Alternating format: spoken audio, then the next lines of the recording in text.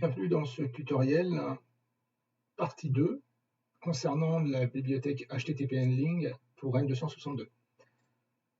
J'ai repris l'exemple fourni dans l'aide en ligne et je l'ai agrémenté de toutes les fonctionnalités. Donc get était déjà présent, j'ai rajouté post, add, put et delete, et une fonction de déconnexion puisque j'ai dévalidé la déconnexion automatique.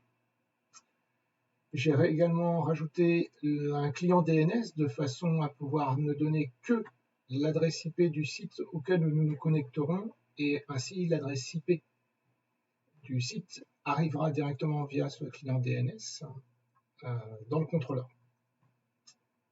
Donc il y a différentes commandes, get, post, on retrouve les commandes ici. Le useTLS est désactivé puisque dans notre exemple nous avons utilisé le port 80. Cependant, le site que nous allons utiliser utilise aussi le HTTPS. Voilà, le site auquel nous allons nous connecter est httpbin.org. Donc voilà, c'est ce site-là. Il autorise différentes connexions. Donc ici vous pouvez voir donc get, post, put, delete. C'est ce que nous allons utiliser. Hein. Donc, le delete n'est pas très utile dans notre cas puisque nous n'allons pas écrire de réelle valeur. Cependant, get, post et put, nous allons pouvoir écrire dedans. Voilà, et puis si on va directement sur ce site, donc on peut retrouver ici par exemple, donc, si on envoie get, voilà, on va récupérer des paramètres. Voilà. Il y a également la possibilité de récupérer l'adresse IP de l'émetteur de la demande, donc ça nous allons la tester. Voilà. Donc nous allons prendre notre exemple. Nous connectons au contrôleur. Je mettrai un lien de façon à pouvoir se télécharger cet exemple directement dans la description de cette vidéo. Oui.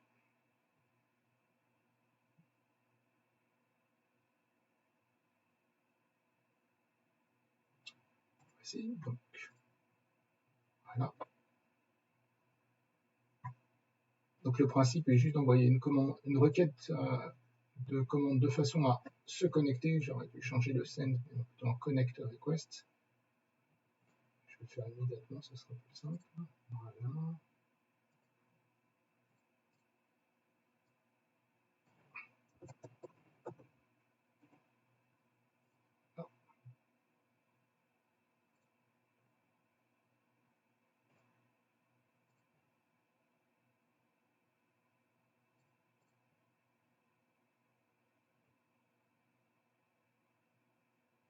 Voilà, c'est la commande est plus simple et plus claire.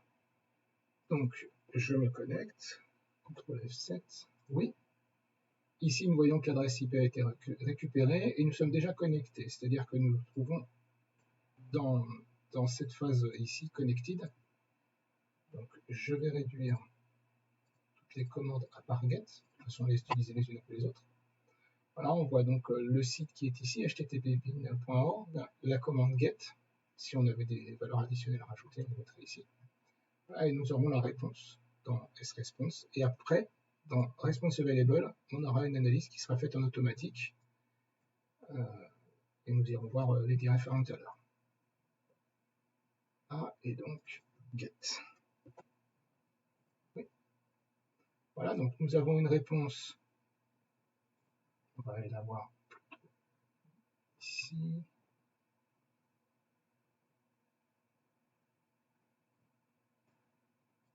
Voilà, donc la réponse HTTP 1.1, 200, OK, on voit bien la date du jour. Voilà, on a fait un simple get, hein, c'était assez simple. Rien de bien particulier.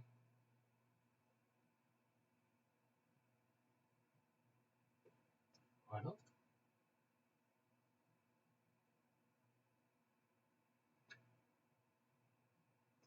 Nous sommes toujours connectés, donc on peut essayer par exemple un head. Donc head, ça permet de récupérer uniquement le header,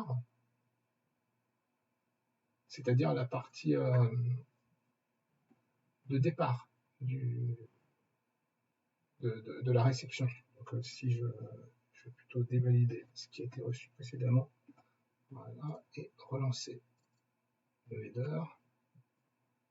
Voilà, donc on retrouve ici ce qu'on a reçu. Donc on retrouve juste le début, hein, si on regarde la réponse, ça c'est la réponse globale de maintenant, mais si on refait un get, voilà, on voit que la trame est longue.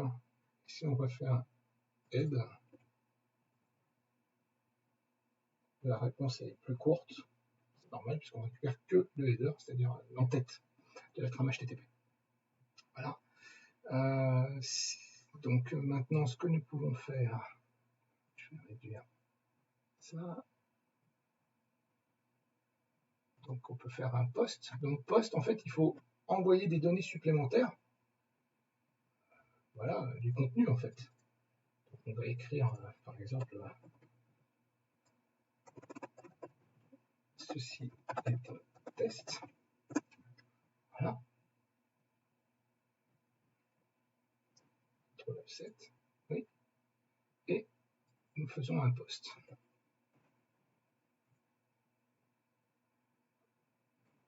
Et là, on peut vérifier donc, ce qui a été reçu.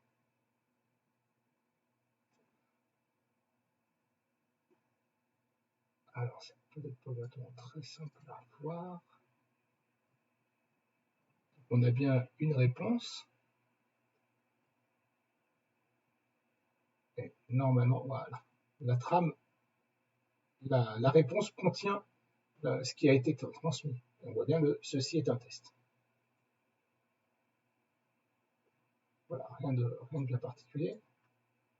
Nous allons essayer la même chose avec maintenant la commande put, qui sont quasiment identiques. L'une normalement sert à faire de la mise à jour et l'autre à faire de la création. On ne va pas se poser plus de questions que ça pour le moment. Donc ici on va mettre par exemple le world. Voilà. CTRL F7, oui. Et put. Alors, voilà. Je m'attendais à cette erreur et c'est complètement normal.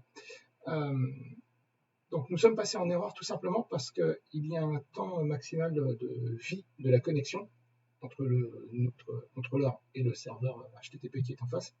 Et nous avons dépassé ce délai. Donc rien de grave en soi. On fait une commande reset. Voilà. Là, on repart en idle. Je vais juste désactiver le put pour le réactiver juste après. Je me reconnecte. Oui. Là, connecté. Et je relance le put. Oui. Là, donc nous avons eu une réponse. Nous allons aller voir cette réponse. Donc, le put est ici et on voit bien le hello world qui est ici directement.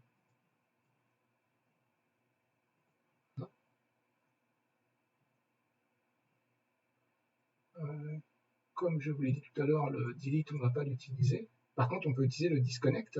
Donc le disconnect, je le mets true, je suis toujours connecté et si je le valide, je me retrouve en idle directement. Je me déconnecte. Voilà. Je relance une connexion, je suis toujours connecté. Et ce que nous pouvons faire, je vais me déconnecter, il faut que ce soit un petit peu long. Maintenant, c'est par exemple aller vérifier ce que nous voyons là, le get IP. Donc, nous allons dans la commande get.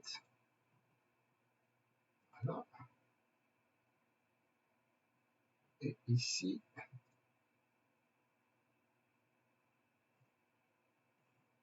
nous allons mettre get slash. On va aller faire ici.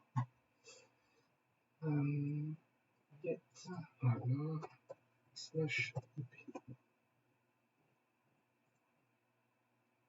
Voici. Donc, nous nous reconnectons. Connecter et get. Voilà, donc la commande est passée. Ici, on voit la réponse et la commande est not found, erreur 404, erreur assez courante. Donc tout simplement parce que le IP, il faut ne pas le mettre là, mais dans Additional Header. Donc ici, nous le font et peut mettre ici. Voilà, get EIP, et nous recommençons. Espérons que la connexion soit toujours valide. Voilà. Donc là, la réponse est OK.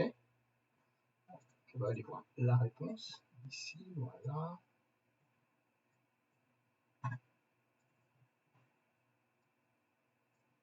L'adresse IP ici, donc l'adresse IP à l'origine de la commande.